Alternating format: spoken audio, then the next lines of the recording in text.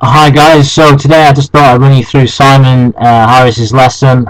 Simon is roughly about a 15 handicapper. I've been teaching him for about maybe 4 or 5 lessons maybe now, and he's made some real good progress. We're just continuing to work together to continue to get him to move better, and at the moment, he says he's not quite catching his hybrids that well. In this lesson in particular, I thought he was hitting him very well, but like I said, this is just a kind of a progress and moving his technique or his action forward. So if you look at his hands here, I've already actually moved his hands. So I'm not going to show you what they were like before, but they were in a much weaker position. We've definitely got these hands turned a little more down to the right now. And that's just to help with the club face at the top of the swing. If I just swing him up to the top here, you can see that club face is in an excellent position. And we moved his hands just to complement that club face position, so that he would have less hands here through the ball to try and shoot the club face or to flip it round. So he's done a really good job of that, and you know there's far more evidence to back up having a stronger grip than there is to not have one. Like I said, teaching comes from the best players in the world, and the trend on tour now is definitely for a strong to excessively strong grip. Just means you've got less to do with the club face, and less timing issues through the ball.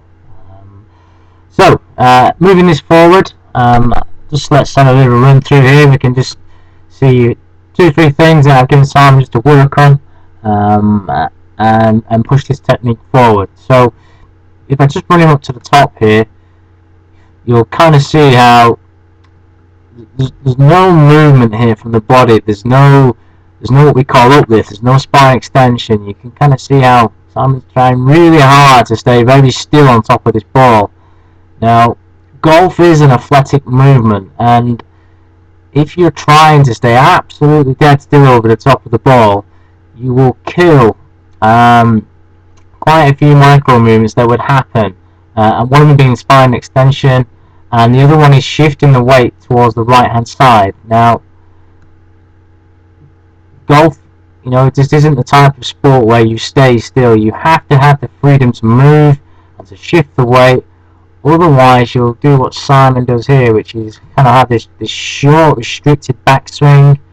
Kind of looks like the left arm is locked here, and definitely looks like the weight is stuck more on the left side and kind of moving to the right. You can kind of see how the left hip joint here still looks like it's firmly planted over the right hand ankle joint here, and there's no, his back looks quite straight here. There's no curve in the back here to try and prove that the spine is extended. And it's not the world's worst backswing. It's just length of backswing is one of the contributors to hitting the ball a little bit further, and you can kind of see how kind of short this is. And what Simon's one main problem is when he tends to get like this is he can get quite quick from this position, quite snatchy and quite quick. And if you watch his arms on the way down, you'll see that the weight is still kind of left here, right over that left foot, and he's almost too far left. That when you continue to pull him down, his body kind of stops rotating. The left hip is too far off his left ankle joint, and the hands and arms are going to provide a little bit of the hit going through here. You kind of see how this club's still looking like it's coming a little bit from behind him, and he looks a little bit cramped through the hitting area, for want of a better word. So what we got Simon just to work on is to kind of get that notion of feeling like he's staying on top of the ball, like he's controlling the club, and he's trying to keep his left arm incredibly straight. And this was the fix over here on the right. Just give him a bit of freedom. Just imagine that he was the younger version of himself, the younger kid coming to play golf, and he was just going to have a bit of a swing. You'll see how we've got a bit of a move off the ball, so to speak, and head not being as controlled, and definitely a fuller, smoother swing. You can see there, it looks as if Simon was going to throw the club down the range here. This is one of the best analogies I can give you. Imagine you're actually going to throw this golf club. It's exactly the same athletic movement that you use to throw.